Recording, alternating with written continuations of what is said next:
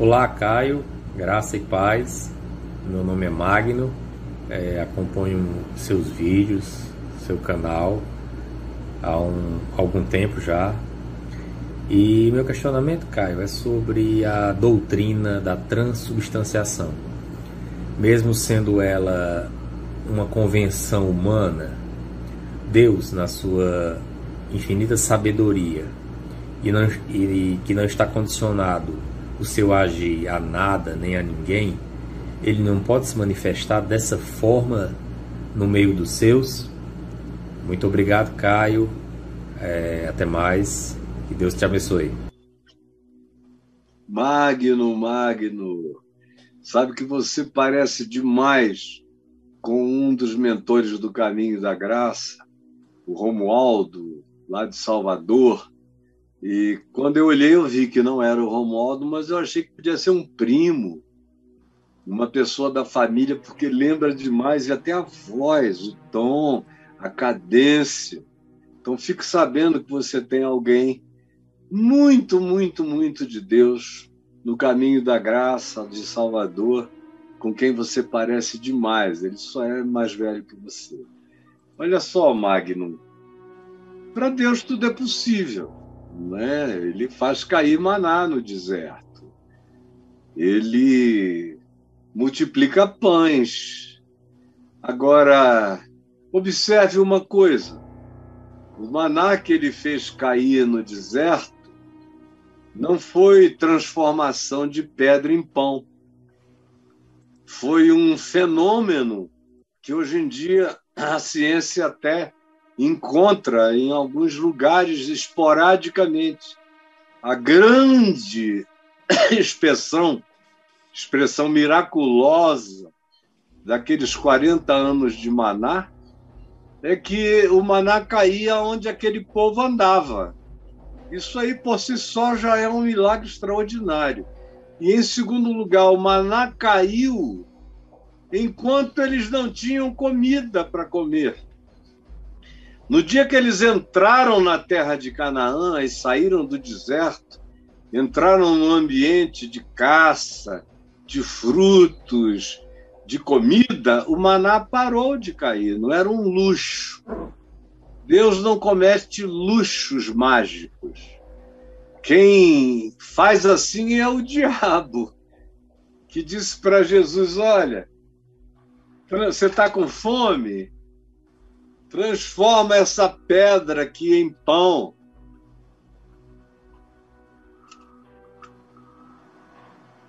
Transforma essa pedra em pão. Vai, come. Poder você tem. Você não é o filho de Deus? Pega uma maior. Pega uma torradinha, uma pedra torradinha.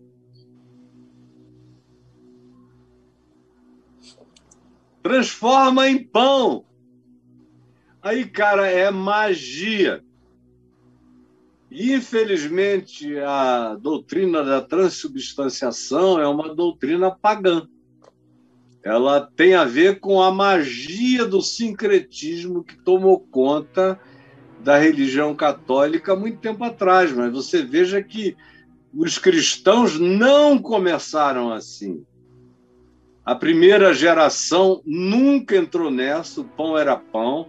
Para você ter uma ideia, meu filho, a ceia do Senhor, que hoje é feita na Igreja Católica com uma hóstiazinha gostosa até, e nem com vinho, porque é só o padre que toma o cálice.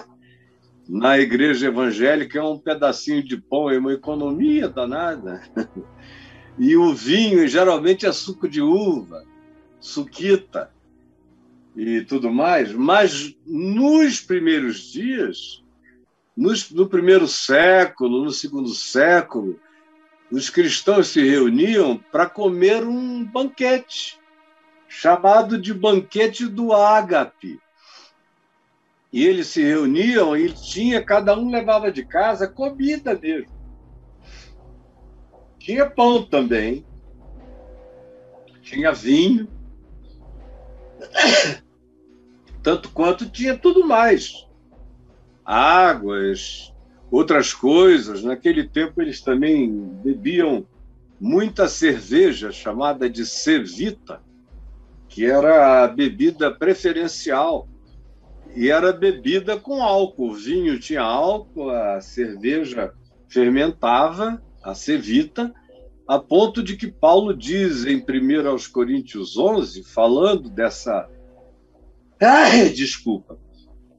festa do ágape, que no meio da festa tinha gente já vomitando de tanto comer como um glutão, enquanto do lado tinha uma família pobrezinha que não podia trazer de casa quase nada, levava um pãozinho duro, burulento, e o cara aqui sentado ao lado não compartilhava com ele nada. E Paulo diz: olha, quando vocês estão se reunindo em nome do Senhor para tomar a ceia, eu digo que vocês não estão se reunindo para melhor, mas sim para pior. Leia aí, em 1 aos Coríntios, capítulo 11, versos 17, 18 em diante. Vocês estão se fazendo mal, vocês estão invocando juízo, porque o irmão passa fome e vocês não conseguem compartilhar nem no dia da festa do amor, que esse nome ágape significa amor. Nem no dia da festa do amor vocês estendem o pão para o lado, vocês são ruins demais. E vocês estão invocando juízo sobre vocês. E Paulo chega a dizer, isso somatiza essa maldade. Eis a razão porque há entre vós muitos fracos, muitos doentes e muita gente morrendo. Porque a maldade vira doença na gente. E essa indiferença se transforma em formas diferentes de adoecimento, adoecimento mental, adoecimento de caráter, adoecimento emocional, adoecimento psíquico. Adoecimento psíquico, em geral, vira somatização, ou seja, atinge a carne, alergia, desordens orgânicas variadas. Por isso, Paulo diz, vocês vão, inclusive, se fazer mal vivendo assim, porque a indiferença e o ódio são venenos para o ser. Mas o pão era pão, a comida era comida, e eles comiam e bebiam naquela festa. E ninguém ficava esperando mágica. Ninguém dizia assim, eu não tenho pão, mas eu vou levar uma pedra, e na hora da consagração ela vai virar corpo de Cristo, eu vou comer. E muito menos ainda inventar o mito de que se você comer da hóstia sem ter se consagrado para isso, como se dizia quando eu era criança, você ia derramar sangue do corpo de Cristo pela boca. Era um negócio vampiresco. Tudo isso é magia, não tem nada a ver com o evangelho, meu filho. É como transformar a pedra em pão. É a mesma natureza de magia proposta. E Jesus, quando multiplicou pães, ele tinha o fundamento do pão. 5 pães tinham lá. Multiplicou peixes, tinha 2 peixinhos. Ele não mandou trazer uma cesta de pedras e de carniças para multiplicar pães e peixes. Não. Veio do original real. Ele só multiplicou a mesma natureza para atender a necessidade de muitos, mas não teve magia. Teve, sim, milagre de natureza física, provavelmente de expansão quântica, que naquele tempo não se podia nem avaliar, nem hoje ainda, a maioria não sabe nem o que eu estou dizendo. Mas certamente foi um fenômeno que ele usou, só ele podia usar, mas usou na natureza das coisas. Ele não alterou a natureza de nada. O pão era pão, o peixe era peixe. A comida era comida. Não eram as pedras de Tiberíades que ele transformou em pães. Então, eu te dou a resposta mais simples para a tua mente não ficar achando que é descrença. Não, eu creio em Deus, Deus é todo-poderoso, ele pode transformar hóstia em sangue de Cristo, em carne de Cristo. O próprio Jesus acabou com essa história lá em João 6. Lá em João 6, Jesus mandou comer a carne dele e beber o sangue dele. Lembra disso? Se não lembra, leia, que está claro. Aí, muita gente achou aquilo demais. O que é isso? Está querendo que eu coma a tua carne e beba o teu sangue? Está me convidando para um banquete antropofágico? Ficaram chocados, escandalizados. E Jesus então disse a eles, com toda a educação, porque dá vontade de dizer, deixem de ser estúpidos. Mas Jesus apenas disse, olhem aqui, a carne para nada aproveita. Nada. Eu não estou mandando vocês comerem a minha carne, saírem me dando dentadas aqui, nem beberem o meu sangue como se fosse uma missa negra. Não. Eu estou mandando vocês se alimentarem da minha palavra. Porque veja bem o que ele disse. A carne para nada aproveita. Daqui a pouco eu vou comer uma carnezinha ali embaixo. De peixe, de frango, de gado. Vou comer. Mas daqui a pouco à noite eu já estou com fome de novo. Ele está dizendo, eu não estou falando disso, que você come e não sacia. Muito menos eu estou convidando vocês para um banquete antropofágico. Eu não sou o pai do canibalismo, não.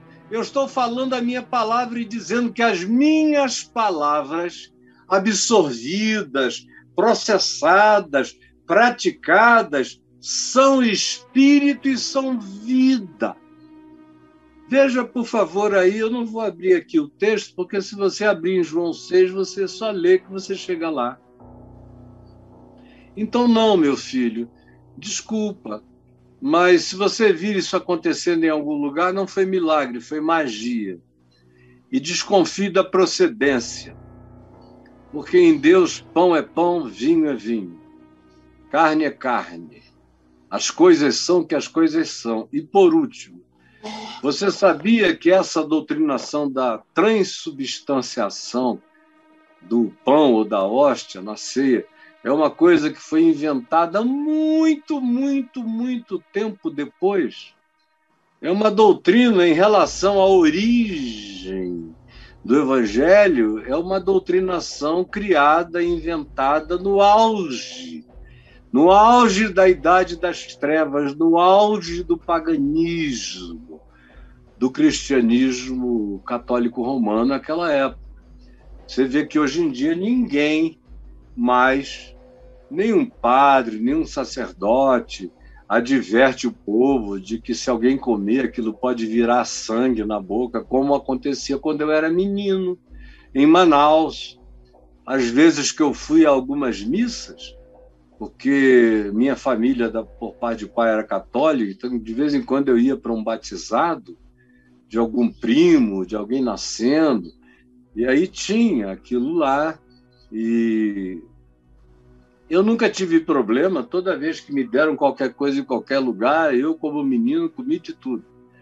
Como tomei até na igreja protestante, o pessoal dizia que era pecado comer a sobra do pão da ceia, daquele pãozinho plus vita, cortadinho.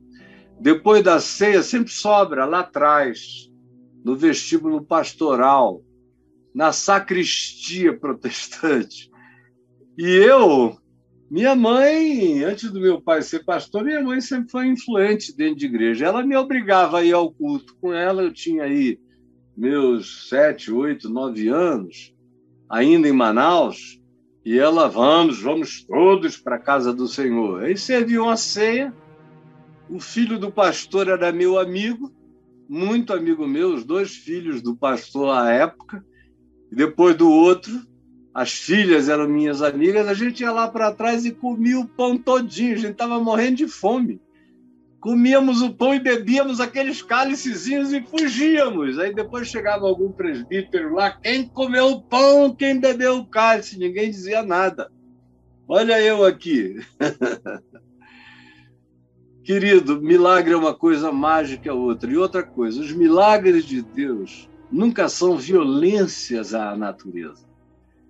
Os milagres de Deus sempre são a soberania de Deus usando a natureza no timing perfeito para obedecerem os comandos que vão fazer a mente humana entender aquele livramento como graça.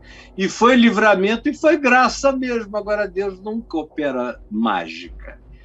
Deus nunca fez mágica e nunca fará mágica.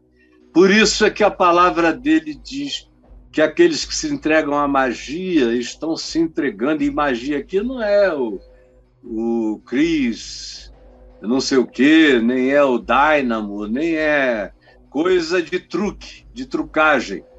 Ele está falando daquela magia antiga, que era uma magia que dependia de espíritos, de invocações, de coisas nefastas e malignas, para operar essas transformações de natureza não natural. E a Escritura diz que ninguém que queira andar com Deus mesmo pela fé deve recorrer a esse tipo de expediente, tanto quanto não deve invocar mortos, não deve usar de necromancia, não deve usar de nenhuma dessas coisas que fazem parte desse aparato, no mínimo, das sombras, muitas vezes até das trevas. Então, eu espero que você tenha entendido o que eu te disse, tá bom? Beijo, meu querido Magno.